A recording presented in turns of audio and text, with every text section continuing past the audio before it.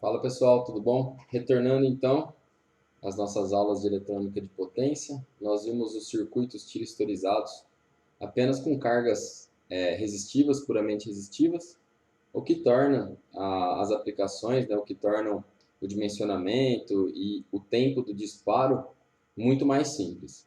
Agora a gente vai ver os circuitos monofásicos de onda completa. Tá? Monofásico a gente vai estar trabalhando numa fase só, de onda completa vai pegar os dois semiciclos da senoide, tá?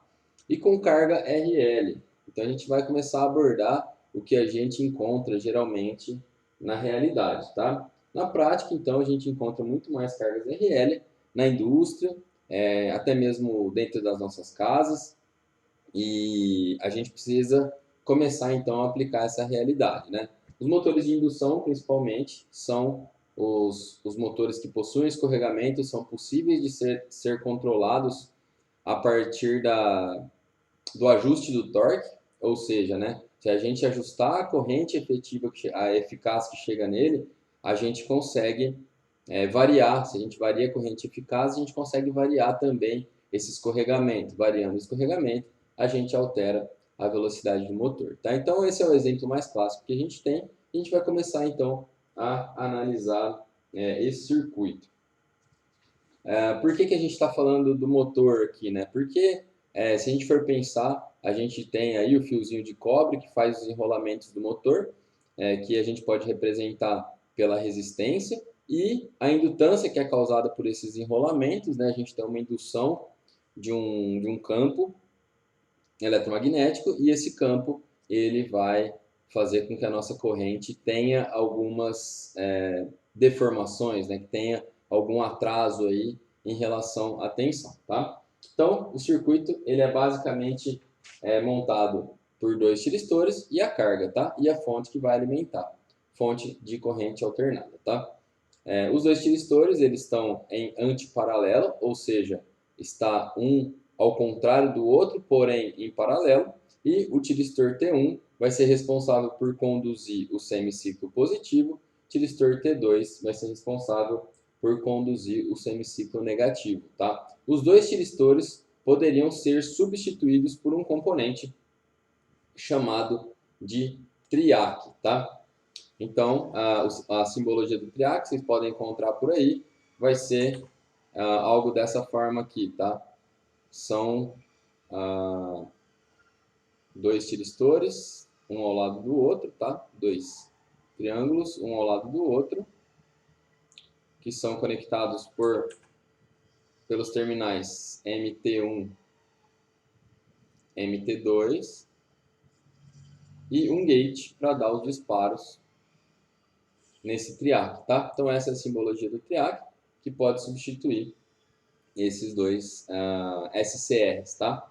Esses dois outros tiristores. E por que a gente não está falando do triac aqui, pessoal? Eu acho mais interessante a gente lidar com o SCR primeiro, porque o SCR ele tem uma forma de disparo muito mais fácil, tá? Quando a gente está conversando sobre os triacs, a gente tem que analisar, né, que para cada tipo de disparo, né, para cada semiciclo que a gente está lidando, a gente vai ter uma corrente de disparo diferente, tá? Isso dependendo, claro, do triac. Mas se a gente for ver a construção física mesmo, molecular desse triac, ela é muito mais complexa do que um SCR convencional. Então o disparo acaba dando um pouquinho de dor de cabeça, tá? Para circuitos simples, o triac é muito bem-vindo.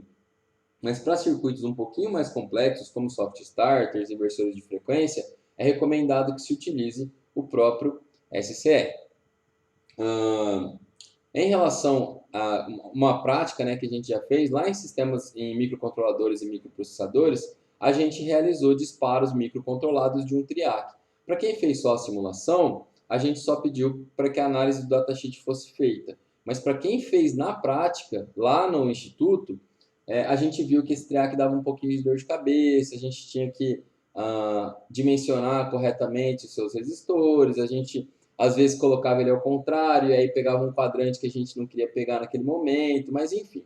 O SCR ele é mais fácil de trabalhar do que o triac. Então vamos dar continuidade aqui. A ideia desse circuito aqui é que ele conduza, vamos passar para o próximo gráfico, é que seja dado um disparo, e esse disparo vai ser dado num ângulo de condução que a gente vai chamar de alfa, certo? Quando a gente tem a tensão da fonte disponível, tá? Aqui no caso, a tensão da fonte disponível.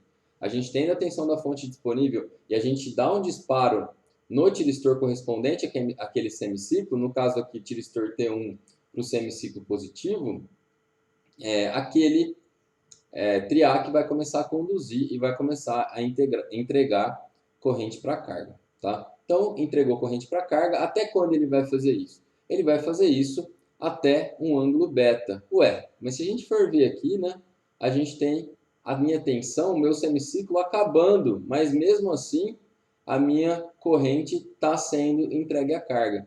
Por que isso acontece, né? O indutor, ele faz o atraso da corrente, né? Ele faz com que a corrente demore mais, né? Ele acumula uma carga ali naquele indutor, né? Então ele passa um tempo acumulando uma carga no indutor e quando a gente não tem mais essa corrente disponível, ele descarrega essa corrente na carga. Só que a corrente, ela é do mesmo sentido. Então, o meu triac, o meu SCR não vai parar de conduzir. Por quê? Qual que é a condição de condução do meu SCR? A condição de condução é que ele esteja corretamente polarizado, com tensão suficiente e os polos, um mais positivo que o outro, né? No caso, o anodo mais positivo que o cátodo, e haja um pulso no nosso gate. Então, ocorreu isso, ele passa a conduzir. A alfa está acontecendo aqui, né? Ele passa a conduzir, vai carregando aqui o indutor e a condição para que o meu SCR pare de conduzir é que a corrente dele chegue a zero. Como o indutor ainda está fornecendo corrente para o meu circuito, ou seja, está descarregando ali no restante do meu circuito, a corrente dele não está em zero ainda. Então ele vai conduzir até um ângulo beta, no que é quando o meu indutor para de descarregar essa corrente, certo? Então ele vai conduzir de alfa até beta, sendo que beta é um pouquinho maior do que π, ou seja, um pouquinho maior do término do semiciclo, tá? Daquele semiciclo correspondente. O mesmo vai ocorrer para o nosso semiciclo negativo, tá? Então a gente vai ter aqui o disparo sendo feito em π mais alfa do meu semiciclo negativo, tá? Ele vai passar a conduzir, aqui a gente não está vendo a corrente I2, certo? Mas a ideia é que ela seja nesse mesmo formato aqui da corrente 1, porém agora tendo um comportamento negativo, tá? Tendo aí uma direção, né, negativa. Beleza? Bom, e como a gente está trabalhando no domínio da frequência, a gente vai ver uma repetição aí ao longo de ômega t, tá? Então, para todos os múltiplos aí, né, múltiplos discretos de ômega, a gente vai ver essa repetição acontecendo, beleza? Então, o pulso é feito da mesma forma. Bom, então aqui a gente vai analisar agora como que fica a forma de onda em relação a cada componente, tá? A gente tem aqui a tensão da fonte, a gente vai ver aqui nesse semiciclo maior a corrente, a tensão que está disponível na fonte e a corrente que efetivamente está chegando na carga. A gente tem aqui um novo valor, uma nova variável, e essa variável vai representar o tempo em que não há condução nenhuma, tá? Então, se a gente for somar de alfa até beta, mais esse pequeno ângulo aqui, a gente vai saber o tempo que ele está conduzindo, o tempo que ele não está conduzindo, e assim conseguir controlar a potência que está chegando na carga. Então, a gente tem aqui a tensão disponível na fonte, a corrente que efetivamente chega na nossa carga, tá? De alfa até beta, sua variação.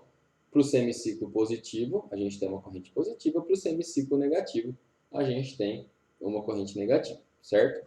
A gente tem também a tensão que efetivamente chega na carga, tá? Então, a tensão que está chegando na carga, no final das contas, vai ser representada por esse gráfico. Aqui a gente está vendo que está travado aqui o tiristor, então ele não deixa que a tensão chegue na carga, não a corrente, então toda a tensão fica em cima do meu tiristor, no caso aqui do tiristor T1. E quando o disparo ocorre, ele libera aquela tensão quase totalmente, né? No mundo ideal ele libera totalmente aquela tensão de saída e aquela tensão fica então em cima da carga, tá? O mesmo ocorre para o semiciclo negativo, e aqui a gente consegue ver a tensão que fica em cima do tiristor. Então, quando o disparo é dado em alfa, né, a tensão que estava em cima do tiristor aqui, daquele pedacinho daquela senoide, ele passa, no mundo ideal, né, ele passa todo para a minha carga e nada fica em cima do tiristor. No mundo real, a gente tem tensões em cima do meu tiristor que variam aí, em média de 1.3 a 1.7, tá? Então ficaria, mesmo quando ele está conduzindo, ficaria uma tensãozinha ali entre 1,5 mais ou menos, tá? E o restante seria entregue à carga. Beleza? Então, esse é o funcionamento básico do nosso circuito, como as tensões são distribuídas, como os disparos são dados e o porquê que a gente tem que analisar, então, é, esse ângulo beta, né? Agora a gente tem um ângulo de início de condução e um ângulo de término de condução.